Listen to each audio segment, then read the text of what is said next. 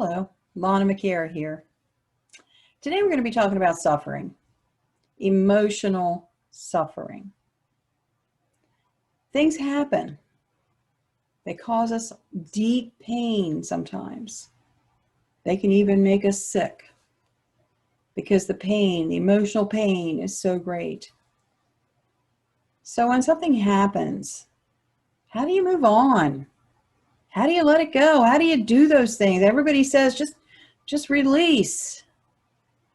But it's not always that easy, especially when it's something really life-changing. Those events that have a before and an after, those landmarks that we go through in our lives. Blame, guilt, frustration, regret.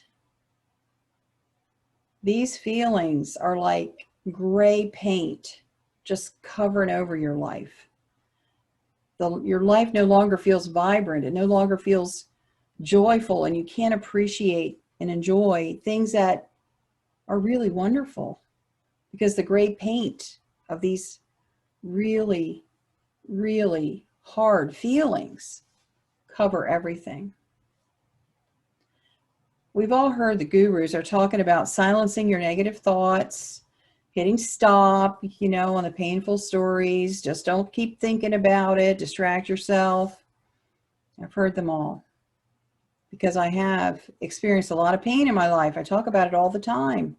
Came from an abusive growing up years, narcissistic mom, dad, psychotic stepfather, violence, and on and on.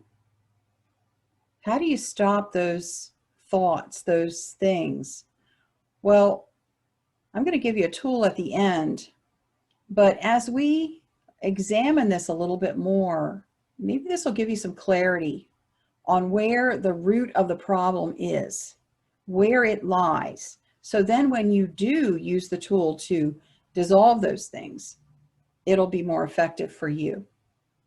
The law of attraction says to focus on what you do want instead of looking at what you don't want. But how do you do that? Sometimes these feelings are so powerful, they'll last for years.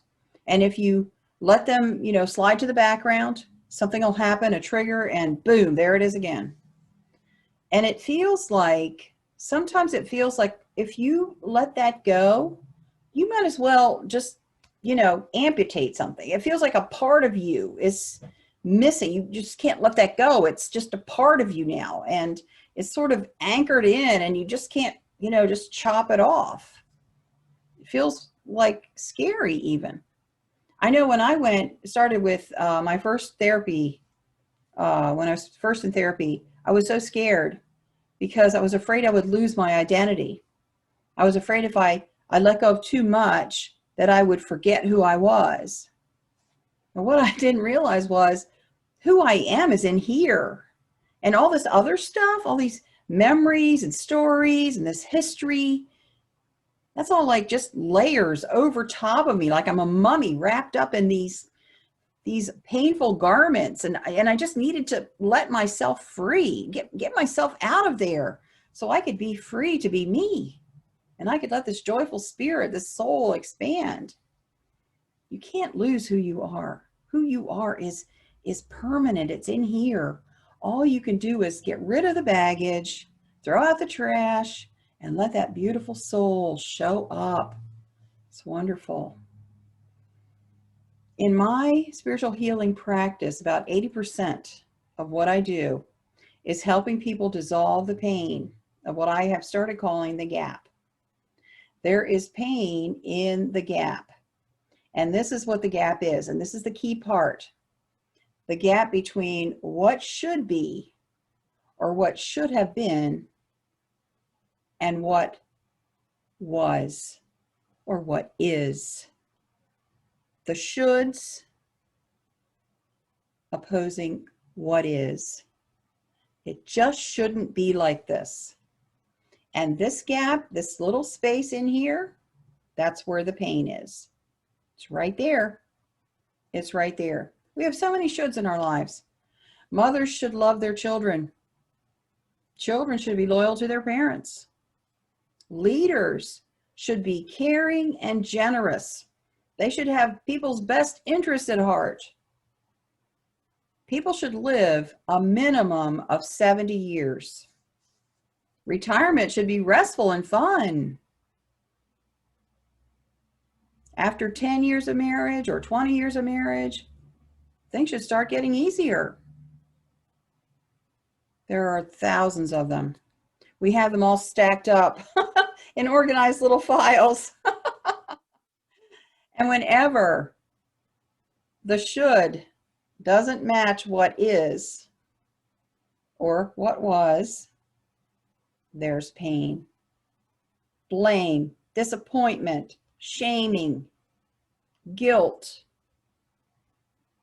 That's where it is. It's right here between the should and what is.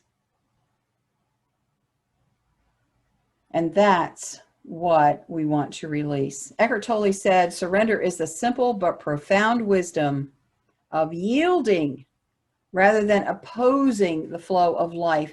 Go with the flow and come to peace with what is. You know, we all have a journey. When we come into this world, we come for a reason, a purpose. And in order to fulfill that purpose, our lives are filled with these burrs, these pinpricks, these things that shake us up and jolt us, because we have to experience the contrast before we can appreciate the blessing. And so in my own experience, I came to experience freedom to be me, freedom to create my life, freedom to say what I want to say and do what I want to do, freedom to have what I want to have. And so the first 50 years of my life was all about restraint, restriction, pressure, people wanting me to live up to their standard, which was absolutely not doable, and zip up. All those things I lived with for the first 50 years. So when I crossed through and I saw the shift and I felt it in my body, when it happened, I cried for 4 hours because I knew that I had passed through that time of experiencing the contrast. And now everything was going to change. And it did.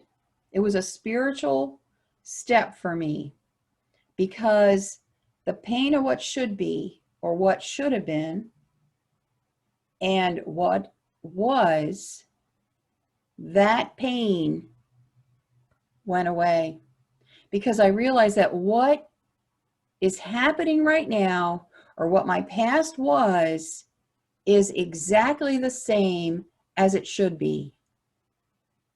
And I hope you're listening to that. What you have in your life that you consider to be difficult, stressful, hard, and I'm not minimizing that. The struggle is there. The contrast is there.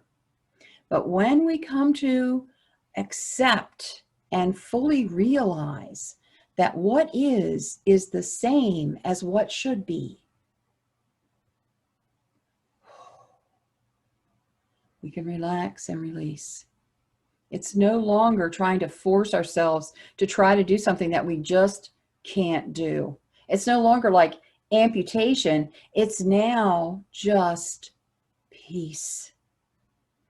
Because we come into this world to experience contrast. And when we experience it, that's as it should be. That's as it should be. And I know there are going to be people who are going to come and comment about the pain that they're in. And I have to tell you, I've been through some serious pain as well. And I'm not minimizing the pain. But what I am saying is, when your heart is broken, that is the contrast. It is the precursor, the forerunner, the before to the after of joy. And fulfilling your divine purpose in this world, you are headed in the right direction. You are on your way. Yes, it is a wonderful thing to come to grips with that. And I hope that helps you. Now, I have a short video that's free. It's absolutely free. It's on my website. It's called Throw Away Negative Thinking in 7 minutes or less. So if you have these repetitive thoughts, these memories that are bothering you, and you need a little more help to let them go, just go over there and download that free video. It's 7 minutes. Put it on your phone. And whenever you have that going on in your mind, just put on the video. It's body movements. It's imagination games. It's very easy to do. Just go over and get that. LanaMcAra.com and download the free video. You'll see that pop up and just go and get it. Well, thank you so much. Don't forget to like the video if it helped you. Share it with a friend who needs it. Thank you so much. Bye now.